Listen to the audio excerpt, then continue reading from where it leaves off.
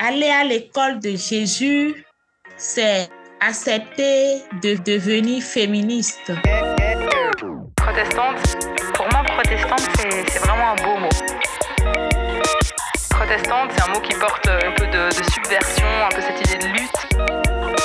Protestante, réduire les discriminations, réduire les inégalités sociales, économiques, mais aussi de genre, c'est la seule manière de construire la paix dans ce monde. Protestante, debout. Que les femmes se fassent vraiment confiance parce que leur lumière, on en a besoin dans ce monde. Protestante, quand on a Dieu.e avec nous, on peut aller partout. Bonjour à toutes et à tous et bienvenue sur Protestante, un podcast produit par Regard Protestant. Je suis Jérémy Kleiss et aujourd'hui, je suis heureux de vous présenter ma conversation avec Fifame Fidèle Oussou Gandonou. Pasteur de l'église protestante méthodiste du Bénin, Fifame Fidèle est titulaire d'un doctorat en théologie, option éthique féministe, obtenu à l'université protestante d'Afrique centrale à Yaoundé, au Cameroun. C'est dans ce contexte-là qu'elle écrira sa thèse « Les fondements éthiques du féminisme, réflexion à partir du contexte africain », un ouvrage conséquent de plus de 426 pages. Dans celui-ci, Fifame Fidèle démontre que les injustices faites aux femmes sont universelles et situées au même niveau que les autres injustices légitimement dénoncées. Elle se retrouve dans toutes les classes sociales et dans toutes les sociétés, et la religion fait partie du problème. Un constat évident et pas toujours simple, mais pour Fifame Fidèle, il existe des solutions. Et l'une d'elles, c'est le féminisme.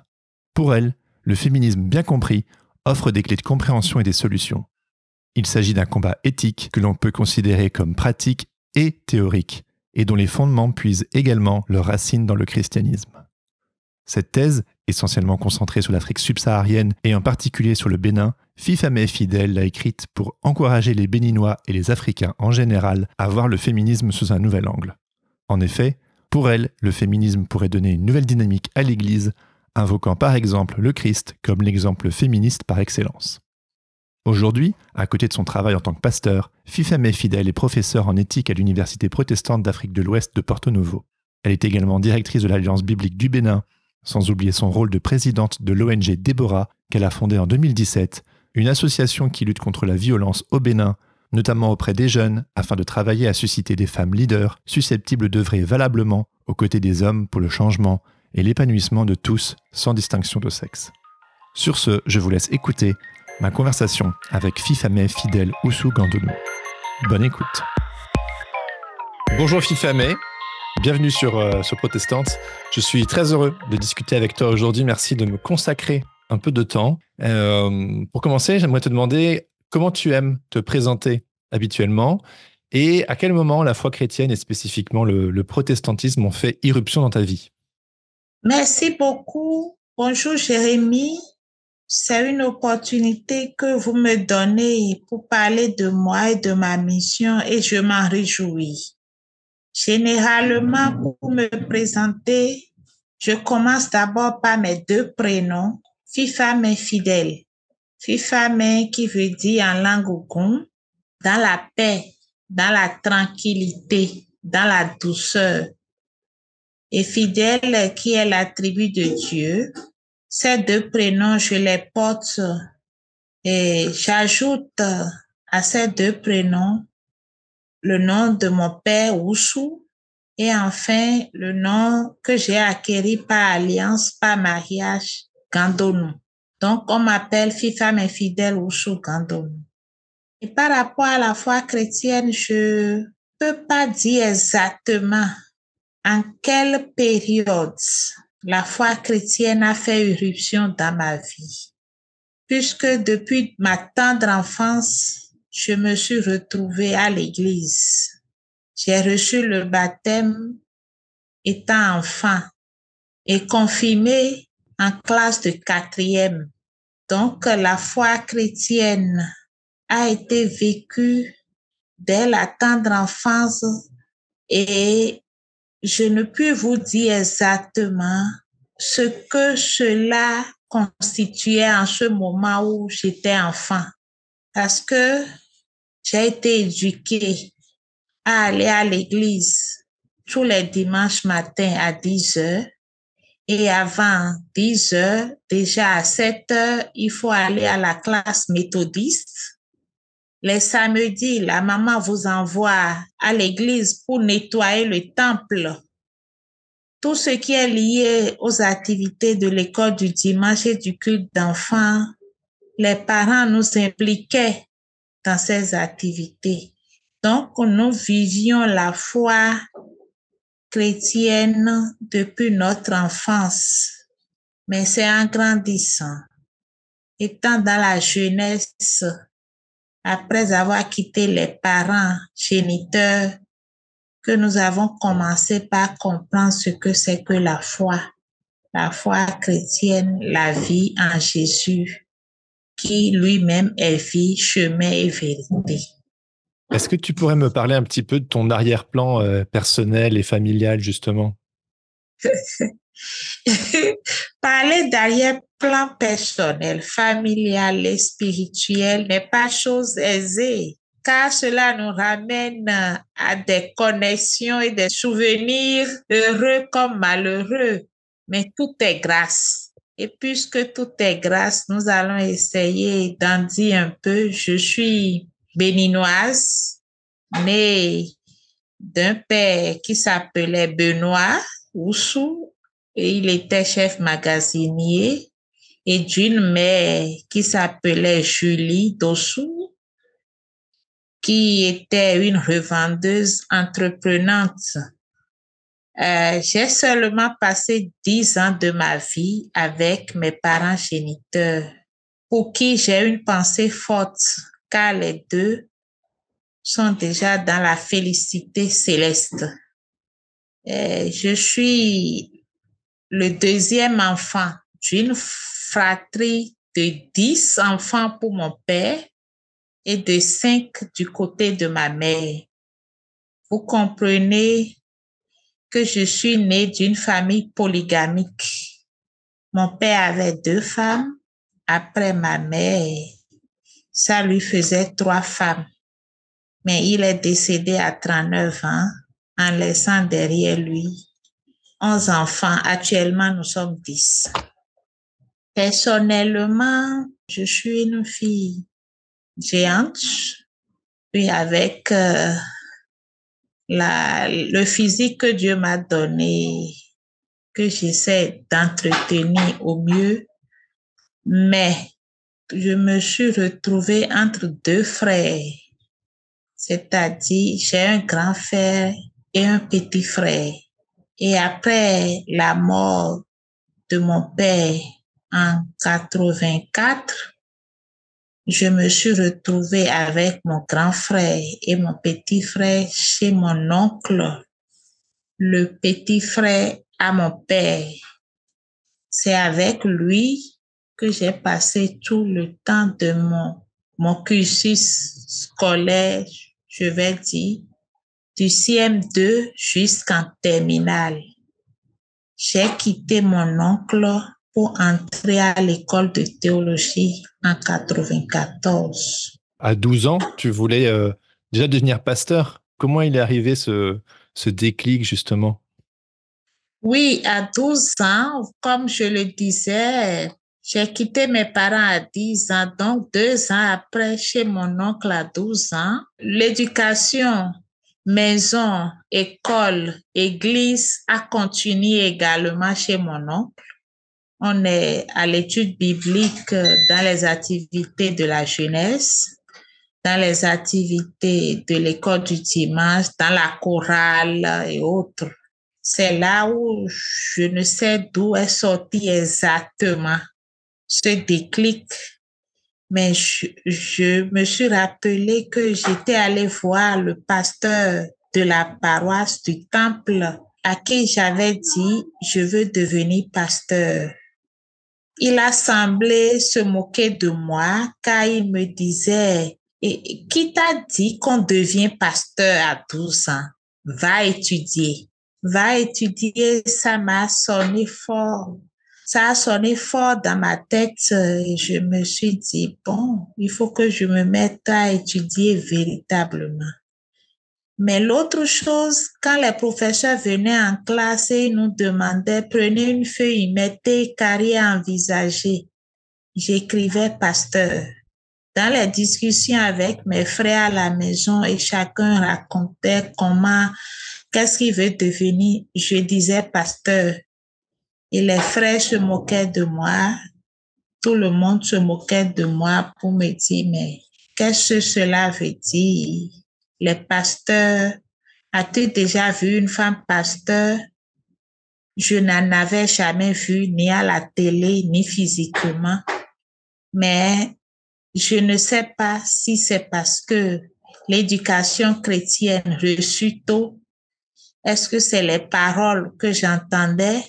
Est-ce que c'est les pasteurs hommes qui étaient passés devant moi comme chargés de notes de nos paroisses que j'ai fréquentées qui m'ont motivé? Seul Dieu le sait. Ce que je sais, c'est je répondais seulement, je veux être parmi les responsables de notre Église en train d'enseigner et d'accompagner la communauté dans la foi.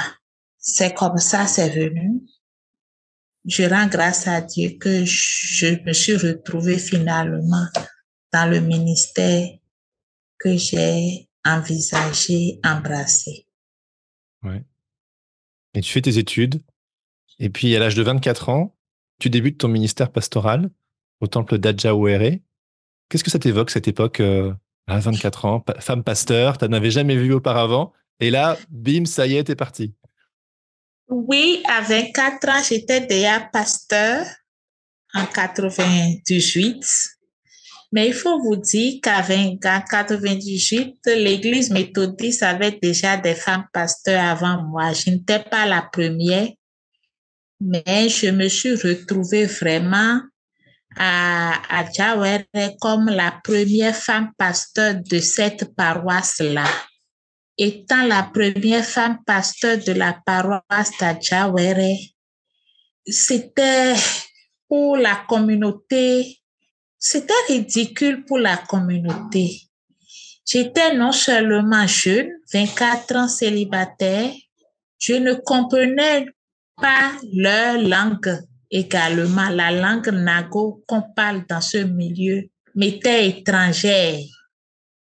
Et c'était des barrières, la barrière genre, la barrière linguistique et la barrière jeunesse. Mais j'ai commencé en m'imposant par le travail bien fait, en apprenant la langue et en me socialisant avec la communauté, c'est-à-dire en organisant des activités et des visites à domicile pour pouvoir les amener à m'accepter. Et ils t'ont accepté? Ils m'ont accepté.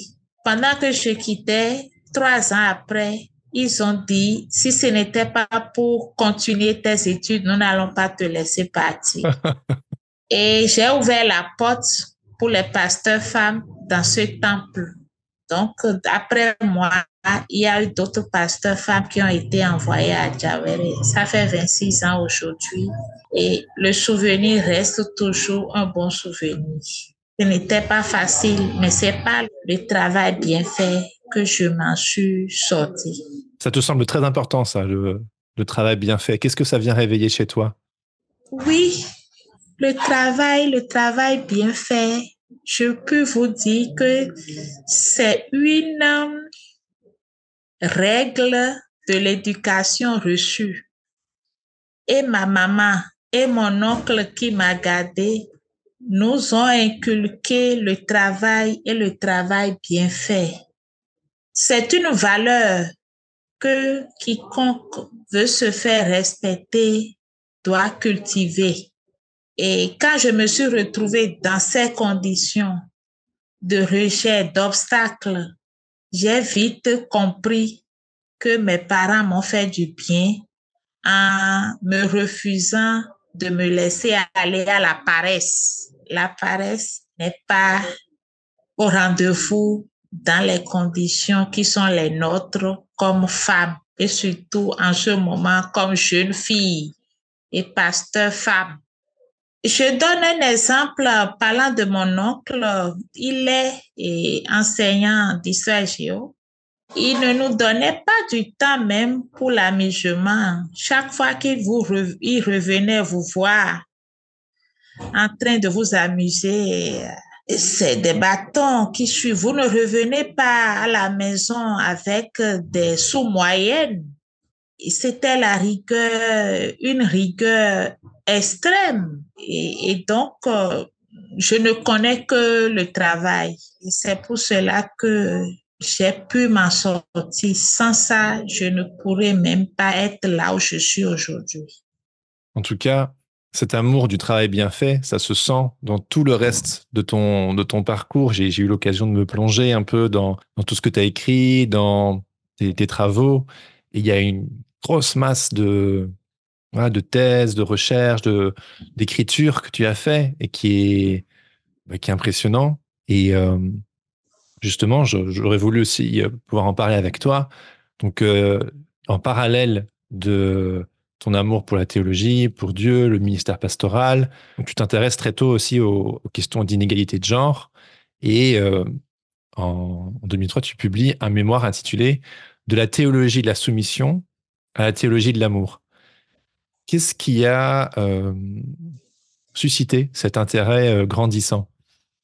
Merci beaucoup pour cette question. Je suis en train de travailler même ce mémoire pour le publier parce que pendant que je l'écrivais, c'était un mémoire écrit manuscrit. On l'écrivait sans ordinateur, donc me faut reprendre tout. Ah oui, ouais. Je suis allée à ce thème. Si vous suivez bien mon CV, vous allez voir un virement parce que mon premier mémoire en 94, c'était un mémoire sur la communication de l'évangile. En ce moment où j'écrivais, j'étais célibataire, théologienne. Bon, j'ai fait mes premiers pas à l'école de théologie et quittant l'enseignement général. Donc, je me balbutiais encore en théologie et l'amour pour la communication de l'évangile, la parole m'envahissait. J'étais portée par cet élan de la communication et par les professeurs qui nous enseignaient aussi. Donc, j'ai commencé mes premières recherches théologiques dans ce sens. Mais je suis allée après sur le terrain et j'ai vu le choc reçu déjà pour mon accueil étant jeune pasteur. Le premier obstacle, c'était quoi? Nous voulons d'un pasteur, on nous envoie un pasteur qui est femme et qui de surcroît est jeune fille. Qu'est-ce qu'elle peut faire pour nous? C'était le mot que les paroissiens sortaient à Adjawere en 94. Et je suis restée dans le milieu, j'ai vu un peu comment ça se passe. Vous êtes au conseil d'église, la seule femme du groupe, c'est la trésorière. Et elle ne parle pratiquement pas. Quand vous allez pour les assemblées, vous vous retrouvez seule femme au milieu des hommes. Tout le temps de ma vie, à la maison, je me ressentais comme la seule femme au milieu des hommes. Et c'était pas facile.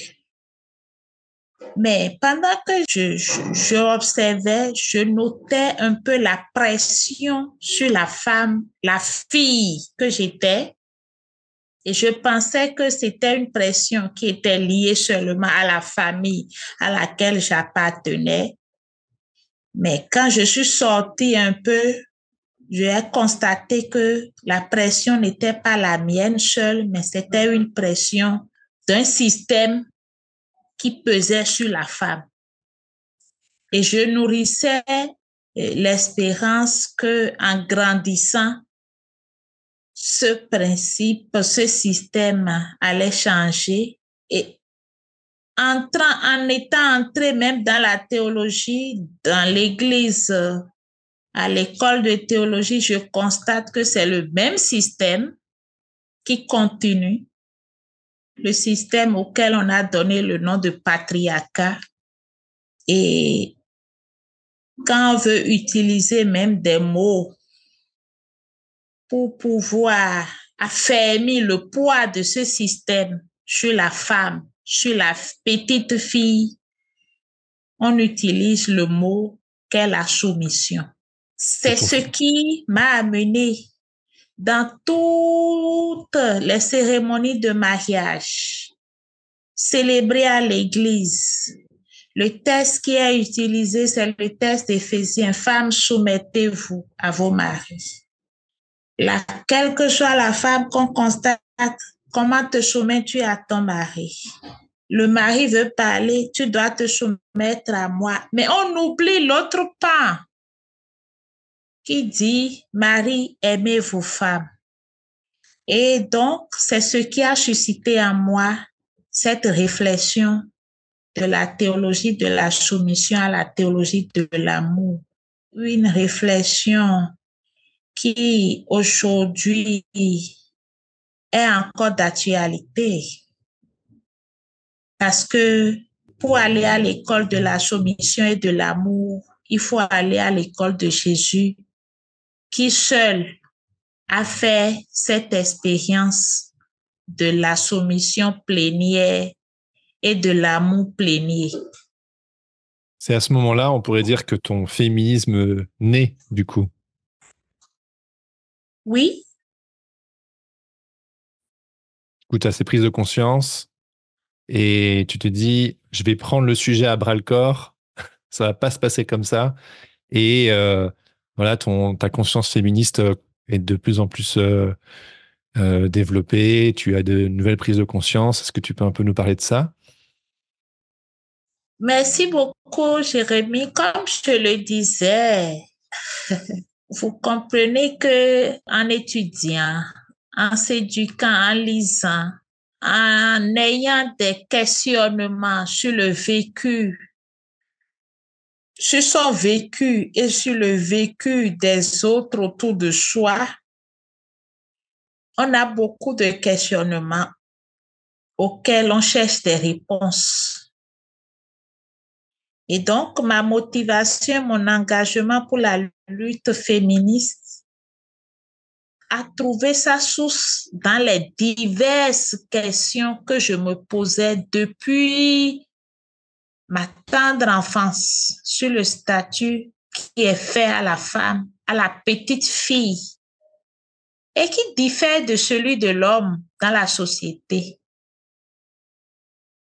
Et cette motivation à la lutte féministe a été renforcée par l'éducation théologique et la formation pastorale que j'ai reçue, et surtout par mes expériences avec les réseaux des femmes théologiennes africaines et autres à travers le monde. Pour moi, le féminisme, c'est une vie. Ça part du vécu. Au-delà de tout ce que nous disons comme théorie, le féminisme est du vécu et a sa raison d'être dans la recherche de la justice et de la paix pour tous. C'est dans cette dynamique que mes réflexions ont continué jusqu'à aller à la thèse que j'ai publiée sur Globe Éthique sous le titre Fondements éthiques du féminisme, une réflexion à partir du contexte africain. Ça a dû être une sacrée aventure, l'écriture de cette thèse. Oui, l'écriture de cette thèse est partie du refus, c'est-à-dire de la méconnaissance également du féminisme dans la société et grave dans le corps théologique auquel j'appartiens. Il n'est pas rare d'entendre, en tout cas, ton féministe là ne vient pas ici, hein, qui t'a dit que la femme fait ceci, la femme parle comme ça, la femme ne parle pas comme ça. Non, tu n'as pas besoin d'étudier. Ça, ce que tu fais, ça suffit déjà. Il y a ces barrières qui, au jour le jour, m'affermissent dans ma dynamique de la lutte féministe. Mais le mot est vu de façon négative. Et c'est ce qui m'a amené à faire des recherches. Et ces recherches ont abouti au fait que le féminisme, dans son authenticité ou dans sa doctrine et dans sa méthode, est une réponse au mal-être du vécu féminin.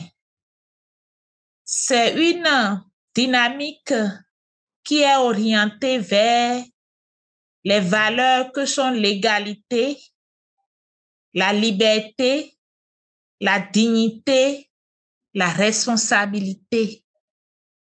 Ces valeurs sont des valeurs éthiques que l'Évangile même prône.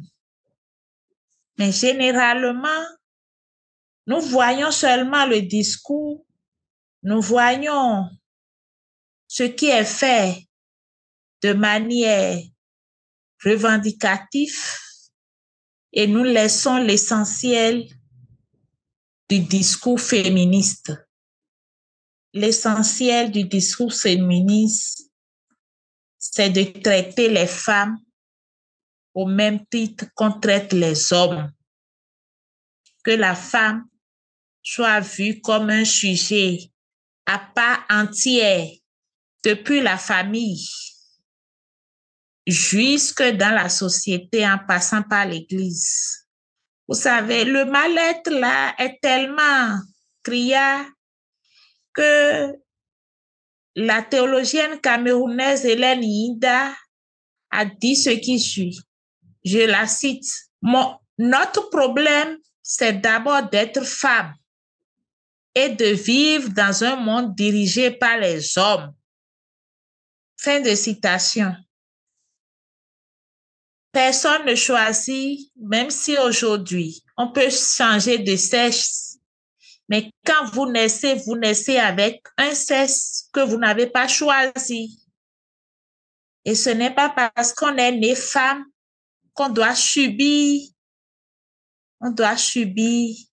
ce choix qui ne dépend pas de nous.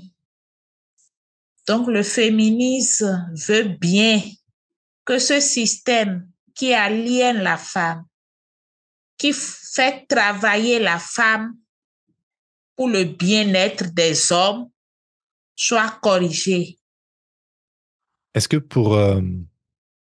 tu pourrais développer un peu les problèmes éthiques liés à la condition féminine dans le contexte féminin, dans le contexte africain, pardon. Tu viens de l'évoquer un peu, mais est-ce que tu aurais des exemples pour illustrer ce contre quoi, en tant que femme féministe, chrétienne, ce avec quoi tu dois lutter quotidiennement pour vivre ton féminisme et ta foi chrétienne en tant que femme, avec les valeurs que tu portes? En tant que femme féministe béninoise, la première lutte que nous avons à faire, c'est de comprendre que la femme ou la fille doit être éduquée au même titre que le garçon ou l'homme. Dans notre société aujourd'hui, il est encore une réalité que l'on choisisse d'envoyer le garçon à l'école et la femme au marché. C'est-à-dire, l'investissement sur la fille n'est pas le même que sur le garçon. Il y a un déséquilibre. On préfère investir sur le garçon que sur la fille. Ça doit être corrigé. Deuxièmement, il y a les pressions de la culture, les pressions de la tradition, où on dit que la femme n'a pas droit à certaines choses. Il y a le fait que la femme n'est pas encouragée à une prise de parole ou une prise de décision quand l'occasion lui est donnée. C'est des choses qu'on doit corriger et éduquer la femme à être leader. Le leadership féminin dans notre société est à revisiter.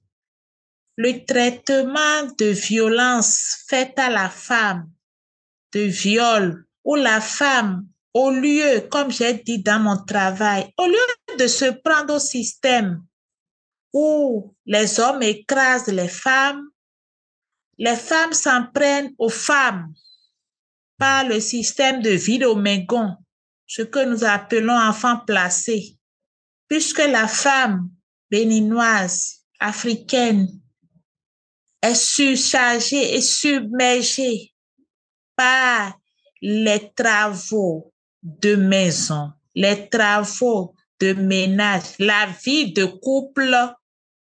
Elle préfère prendre d'autres femmes dans son foyer pour pouvoir l'aider dans la tâche. Là n'est pas la solution. Les problèmes de Villomaigon et autres doivent être réglés parce que les femmes, en recherchant la dignité ou bien en recherchant le confort pour elles-mêmes, ne doivent pas exploiter d'autres pour ça. Il y a l'esclavage sexuel des femmes et tout ça pour le bien-être des hommes. Le système doit être revu. Il y a un livre de Marie-Élise Bédot, une icône féministe béninoise, qui montre bel et bien que nous devons changer la perception que nous avons sur la femme.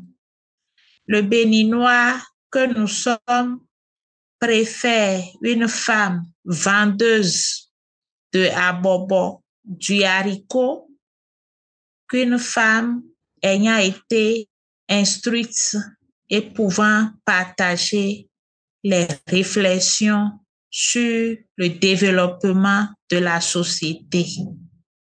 Nous devons briser cette barrière qui refuse l'intégration participative de la femme dans la vie sociale. Nous devons briser cette conception étriquée de la femme, où la femme est vue comme sexe faible, être de second rang. Voilà quelques barrières que je peux citer de manière pêle-mêle.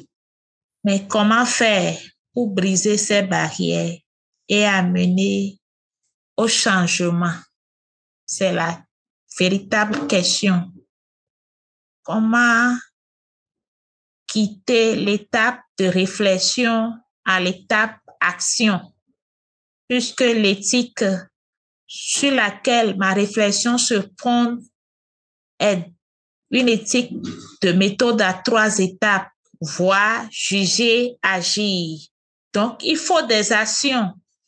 Il n'est pas question seulement d'observer que la femme est aliénée, de mener des réflexions pour justifier que le féminisme a sa raison d'être, mais il faut aussi accompagner cela par des actions dans le quotidien et dans la société. Qu'est-ce que tu suggères comme action, toi? Qu'est-ce que tu fais et comment tu voudrais que les choses évoluent? C'est difficile de pouvoir avancer dans un système déjà établi et bien corsé comme le système patriarcal. C'est le système qui tue la femme et non les hommes. Et je précise bien, que le féminisme n'est pas contre les hommes, mais le féminisme est pour la vie et des hommes et de la femme. Donc, ma proposition, mon action, c'est de commencer à la base avec mes petits moyens que j'ai. Et donc, depuis 2017, j'ai pu fonder avec quelques frères et sœurs l'ONG Déborah, une association qui lutte pour un monde sans viol ni violence, une association qui lutte pour le leadership féminin et où la femme est prête à se mettre aux côtés de l'homme pour le développement de la société et de l'Église. Cette ONG n'est pas une grande entreprise, mais nous travaillons avec les élèves dans les écoles privées qui nous ouvrent leurs portes, dans les orphelinats et aussi dans les églises pour sensibiliser sur tout ce qui est question de violence faite aux filles et aux femmes, sur l'éducation sociale et financière, parce que quand nous parlons de l'épanouissement de la fille et de la femme, il y est question également de l'autonomisation financière.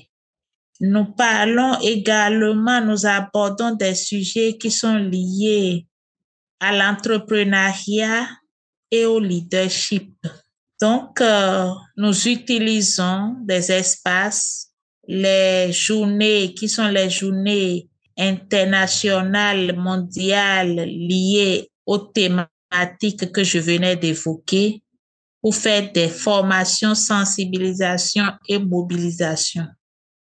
Et à l'Église, nous travaillons comme nous le pouvons par les formations, par les mentorats, oui, nous essayons de cocher certaines comme nous le pouvons pour les amener à comprendre et à rejoindre un peu ce dynamisme que nous avons entreprise.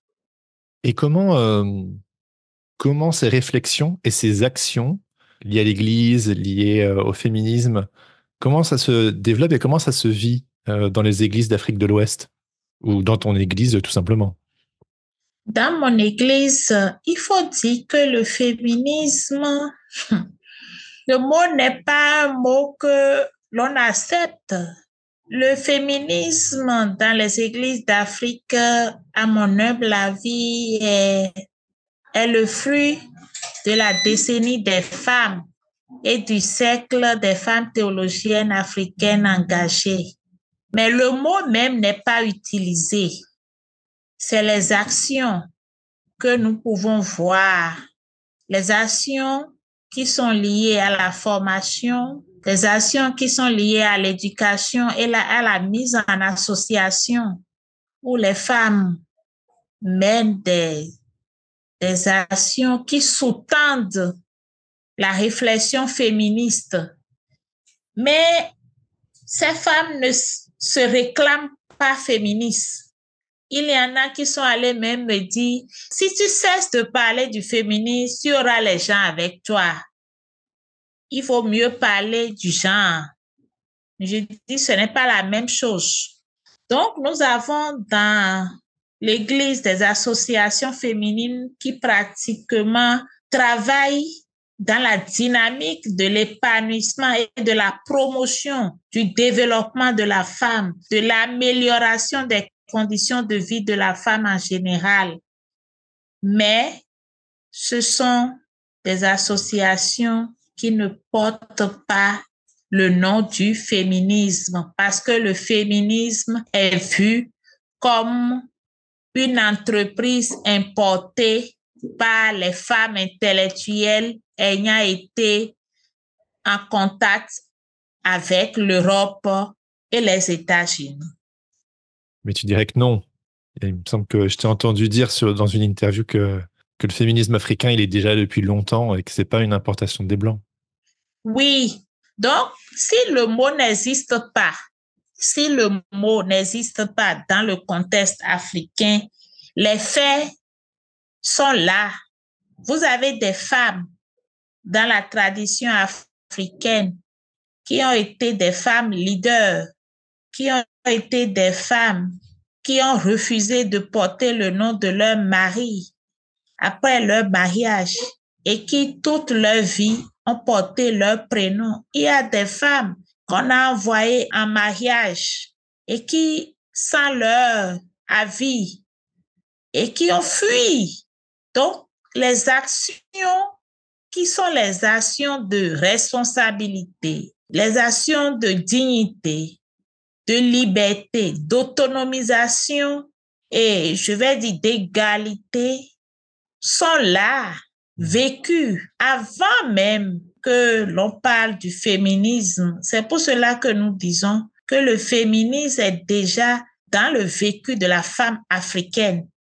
D'ailleurs, on peut faire recours à ces femmes amazones de Dahomey, à ces femmes qui ont fait leur expérience pendant que nous parlions de la révolution au Bénin et même aujourd'hui encore, il y a de ces femmes qui continuent de porter la valeur humaine en disant le je.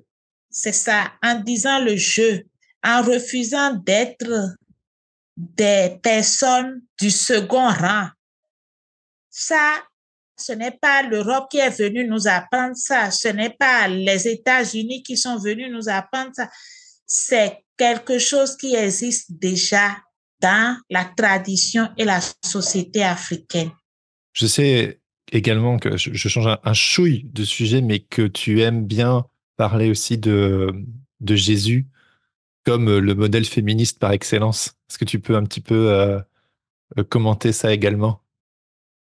Comme je disais, j'avais déjà commencé par le dire que quand nous parlons de la soumission et de l'amour, et si nous voulons vraiment faire de ces mots nous devons aller à l'école de Jésus. Jésus a été celui qui est le premier féministe. Aller à l'école de Jésus, c'est accepter de devenir féministe. Jésus, avant sa conception, a choisi de faire l'annonce à la femme. Et après la résurrection, c'est à la femme ou aux femmes que l'annonce de la résurrection de Jésus a été faite. Donc, du début jusqu'à la fin, Jésus a mis la femme au centre de son message. Je laisse tout ce qui a été fait avec les femmes durant son ministère. Les femmes qui ont été guéries, les femmes qui l'ont accompagnée, les femmes disciples, les femmes. Pour comprendre le féminisme, il faut aller à l'école de Jésus. Je le dis parce que le discours féministe se comprend comme un appel au respect de l'homme et de la femme comme étant image de Dieu. Et ce respect n'est pas l'apanage que la société donne aux femmes. Mais Jésus, étant dans une société patriarcale, a amené à ce respect de la femme en travaillant à ce que les femmes soient incluses dans son ministère du début jusqu'à la fin. Généralement, les textes de la création sont utilisés pour annihiler la femme. Mais si nous nous référons à Jésus, nous pouvons dire que Jésus est celui qui a corrigé ces textes que nous utilisons. C'est pour cela que je dis, nous devons aller à l'école de Jésus, qui est l'ami des femmes comme il est pour les hommes aussi. Dans le livre de Luc, les disciples ont dit, parlant sur le chemin d'Emmaüs, les femmes qui étaient des nôtres nous ont dit que c'est une preuve que Jésus n'a pas laissé les femmes au détriment des hommes, ni les hommes au détriment des femmes. Il a composé avec les deux. Je sais que tu insistes aussi sur une nécessité d'être réconcilié. Est-ce que tu peux développer ça un tout petit peu? Oui. Si le féminisme existe, c'est parce qu'il n'y a pas solidarité entre les femmes.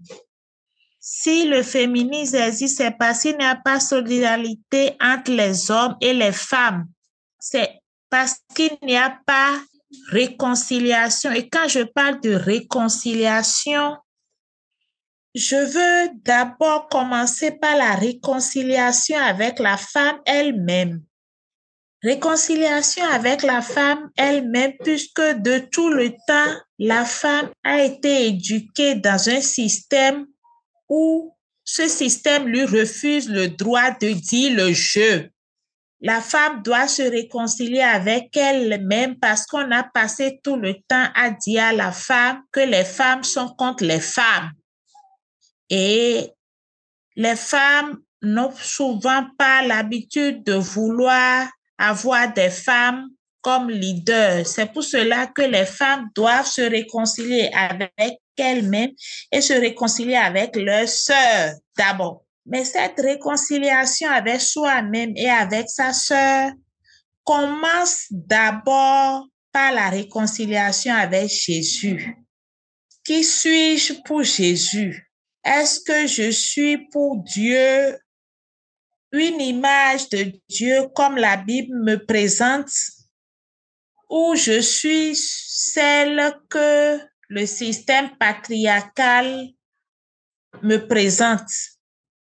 Nous devons sortir de la peinture, de l'image peinte par la société patriarcale pour pouvoir être celle que Dieu a créée à son image et à sa ressemblance. C'est ça la première réconciliation dont je parle. Les hommes, nous devons nous réconcilier avec les hommes et les hommes doivent se réconcilier avec nous en allant dans la dynamique de Dieu où la femme est vue comme vis-à-vis de l'homme et non comme un objet dont on abuse, un objet qu'on utilise et qu'on jette. C'est dans cette réconciliation que la phrase prononcée par Dieu à la fin de la création, et cela était très bon, cette phrase aura tout son sens. Quand la femme et l'homme se verront comme des vis-à-vis pour accomplir la volonté de Dieu sur cette terre et dans la société, quand la femme et l'homme se verront comme des collaborateurs, collaboratrices, c'est en ce moment que le monde va s'épanouir. Le féminisme est un rappel à cet ordre de la création tel que rapporté par les Écritures. Cette réconciliation constitue une dénonciation de la prise de la femme comme objet, mais une acceptation de sa prise comme un être humain, image de Dieu. C'est cela que j'appelle réconciliation. Mais ce travail se fera par la femme elle-même. Cela commence par la femme elle-même. Quelqu'un d'autre ne le fera à notre place. Justement, j'aurais aimé te demander, pour terminer, qu'est-ce que tu aimerais dire aux femmes qui écouteront éventuellement ton épisode?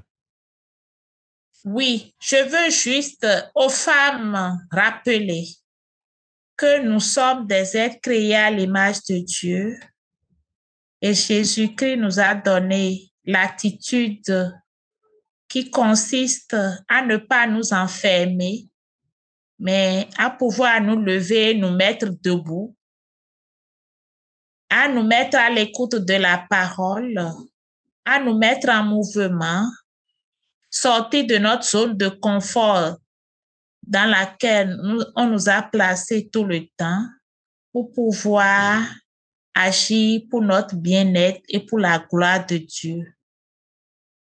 Et aux hommes, je dirais, en utilisant le thème du 8 mars 2024, investissez en faveur de la femme et accélérez le rythme pour que le monde soit un monde meilleur avec la note très bonne comme les Écritures nous en parlent. Qu'évoque pour toi le mot protestante? Le mot protestante, pour moi, c'est un mot plein de sens. C'est un mot historique et qui rappelle toute la réforme protestante, mais un mot qui nous accompagne dans notre quotidien, ou quand tu te présentes comme protestante, voilà vous qui passez tout votre temps à protester. Oui, ça nous accompagne dans notre quotidien, mais la protestation, pour ma part, ou le protestantisme, pour ma part, constitue un grand héritage sur la base de Soli Deo Gloria. À Dieu seul la gloire. Et par rapport à cela, tout ce que je fais, tout ce que je dis et tout ce que je pense doit aller dans le sens de rendre gloire à Dieu et de faire sa volonté. Donc, c'est ce qu'évoque pour moi le mot protestante. Et je suis fière d'être née dans une confession protestante et j'ajouterai méthodiste. C'était ma conversation avec Fifame Fidèle Oussou Gandenou, que je remercie chaleureusement.